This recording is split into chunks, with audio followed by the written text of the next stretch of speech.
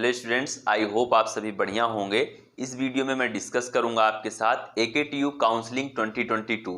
AKTU counselling 2022 के लिए आपकी क्या एलिजिबिलिटी होनी चाहिए, कौन से डोमेन आपके पास होने चाहिए, क्या चीजें हैं, सब कुछ इस वीडियो में डिस्कस करूंगा। साथ में आपको बताऊंगा कि कितने नंबर पर आपको कौन सा कॉलेज मिल सकता है, क्या है minimum qualifying mark for AKTU, सब कुछ आपके साथ डिस्कस करेंगे। बहुत सारे स्टूडेंट ऐसे हैं जो बराबर इस तरीके से सवाल आ रहे हैं, सर मेरे 200 नंबर हैं, 250 नंबर हैं, 150 नंबर हैं, क्या मुझे कॉलेज मिलेगा। ये सारी चीजें हम डिस्कस करने वाले हैं।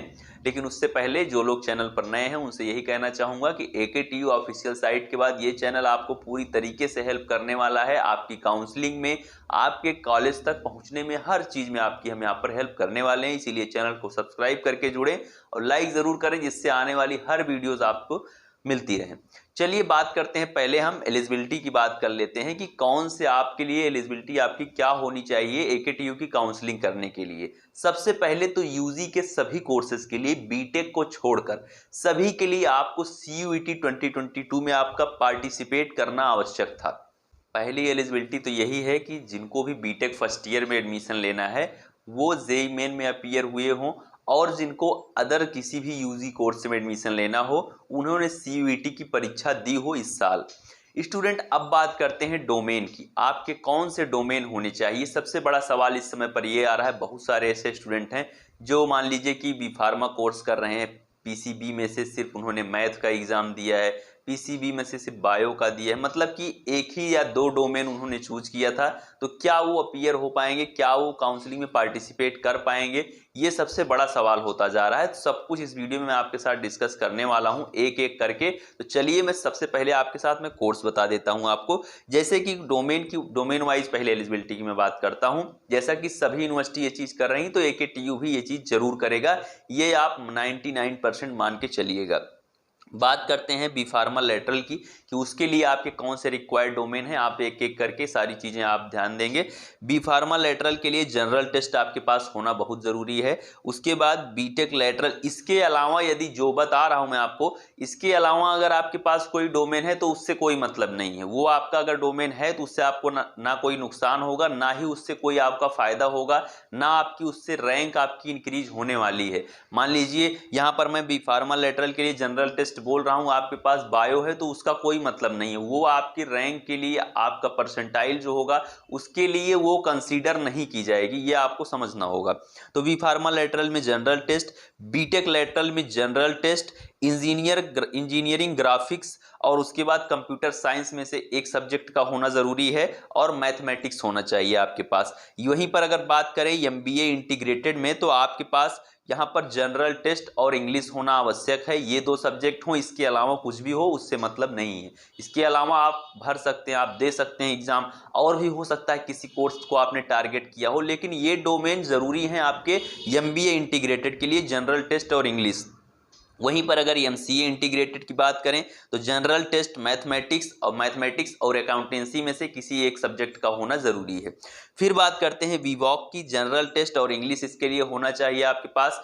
बैचलर ऑफ डिजाइनिंग जिसे BDS बोलते हैं आप लोग, उसके लिए भी जनरल टेस्ट और इंग्लिश। मैं बता देता हूं कि जनरल टेस्ट और इंग्लिश जो है वो कई कोर्सों के लिए कॉमन है ये डोमेन। तो मैं उन कोर्सेज की आपके साथ बात कर लेता हूं। VWOC है, B डिजाइनिंग है, BFAD है, BHMCT है, मतलब ये चार ऐसे कोर्स हैं जिसके लिए जनरल टेस्ट और इंग्लिश, यही दो डोमेन आपके पास होने चाहिए। आप इन चारों में अपनी काउंसलिंग को कर सकते हैं यदि आपने चूज किया है तो। फॉर्म फिल करते समय अगर आपने इस चीज को चूज किया है कि हाँ मुझे इस कोर्स में एडमिशन लेना है, तो आप जनरल टेस्ट और इंग्लिश के साथ इन चारों कोर्सेज में आप लोग अपनी काउंसलिंग एक साथ कर पाएंगे। जैसे ही काउंसलिंग का शेड्यूल आ जाएगा आपको अपडेट यहां से कर दिया जाएगा, कोई दिक्कत वाली बात नहीं है। तो बी फार्मा के लिए आपका क्या डोमेन होना चाहिए, रिक्वायर्ड डोमेन कौन से हैं आपके, PCB या PCM, मतलब मैथमेटिक्स हो या बायो हो उससे मतलब नहीं है, लेकिन फिजिक्स और केमिस्ट्री आपके पास जो है वो नेसेसरी है कि ये दो सब्जेक्ट आपके पास जरूर होने चाहिए। और यहां पर बात करते हैं बायोटेक्नोलॉजी की, बायोटेक्नोलॉजी में भी आपके पास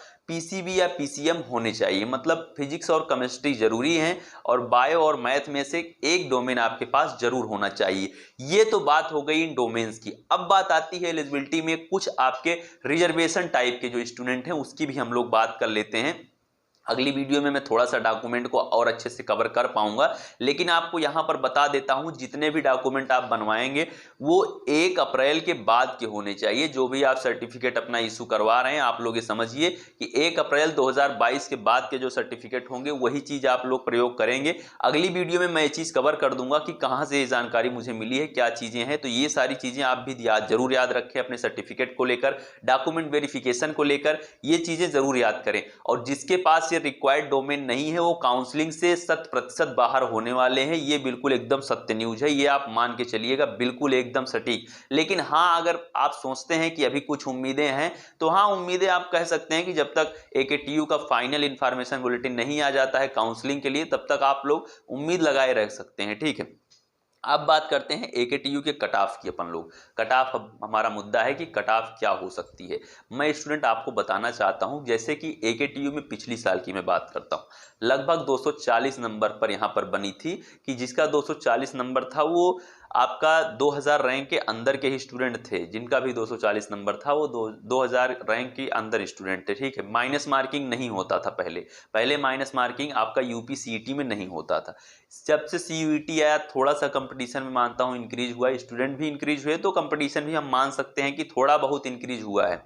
लेकिन माइनस मार्किंग नहीं होता था। इसके लिए आप लोग सोच सकते हैं जिन स्टूडेंट का भी नंबर, यदि वो बी फार्मा के लिए, यदि वो किसी भी कोर्स के लिए अगर वो ट्राई कर रहे हैं, जिनका नंबर 40% है, 40% में बात कर रहा हूं, 30 to 40% जिनका है, 30% प्लस भी जिनके मार्क्स आ रहे हैं, उनके चांसेस हैं कि उनको ठीक ठाक कॉलेज मिल जाएगा। देखिए, बी फार्मा में अगर हम बात करें तो एक ही कॉलेज गवर्नमेंट है। कॉलेज लिस्ट की वीडियो चैनल पर पड़ी हुई है, आप लोग जाके देख सकते हैं। बीटेक लेटरल की कॉलेज लिस्ट मैंने दे दी थी आपको, जो भी टॉप कॉलेज हैं। तो जिन भी कैंडिडेट का नंबर यहाँ पर 30 to 40% आ रहा है, मतलब 30% प्लस है, उनको ठीक ठाक कॉलेज मिलेगा। वहीं पर जिनके नंबर 50% प्लस हैं, वो लोग एक अच्छे कॉलेज में जा पाएंगे, मतलब टॉप 10 के जो भी कॉलेज हैं उनमें उनका एडमिशन ईजिली हो जाएगा।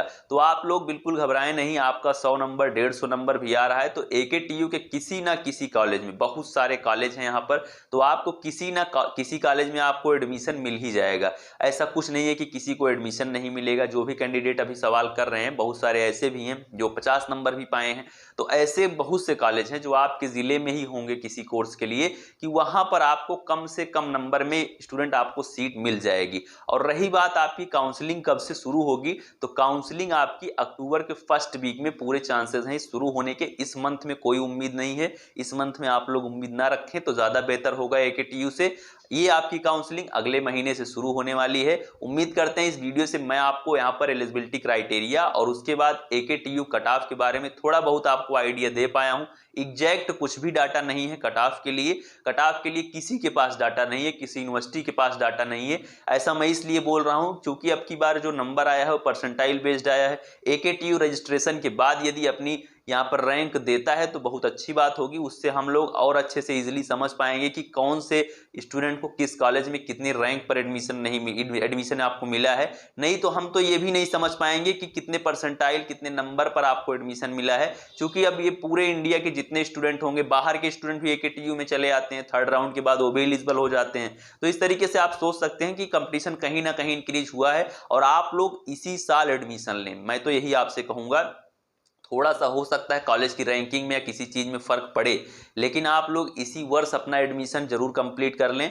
आने वाले समय में आपको ढेर सारी समस्याओं का सामना करना पड़ सकता है CUET को लेकर। अब कंपटीशन इंक्रीज होगा, अब सारी चीज़ें स्टूडेंट के जो है समझ में आ रही हैं। या आपकी कट ऑफ अब आने वाले टाइम पे बहुत ज़्यादा इंक्रीज हो सकती है। ऐसा हो सकता है कि स्टेट यूनिवर्सिटी में भी 90% मार्क के साथ एडमिशन हो। ये चीज़ आप समझें, ये चीज़ आप खुद समझदार हैं, अपनी थोड़ी बहुत बुद्धि का जरूर प्रयोग करेंगे आप लोग। Thank you, bye bye, love you all, नमस्कार।